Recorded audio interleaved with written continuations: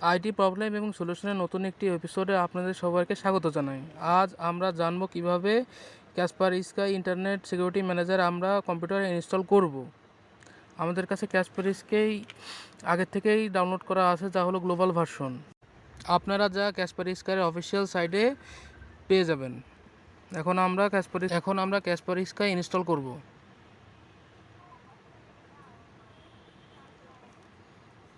Kaspersky install করতে কিছুটা সময় লাগে, ততক্ষণ ওয়েট করতে হবে।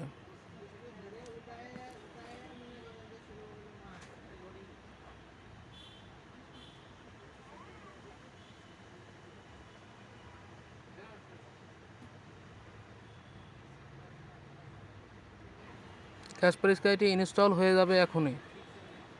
এরপর অ্যাপ্লাই ক্লিক করতে হবে।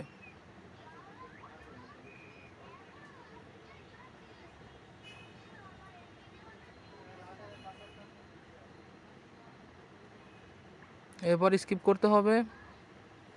এইখানে আমাদেরকে কাসপারস্কির অফিসিয়াল কোড দিতে হবে। তার জন্য তা 365 দিনের জন্য অ্যাক্টিভ হয়ে যাবে। ভিডিওটি ভালো লাগলে লাইক, কমেন্ট এবং সাবস্ক্রাইব করে আমাদের সাথে থাকবেন।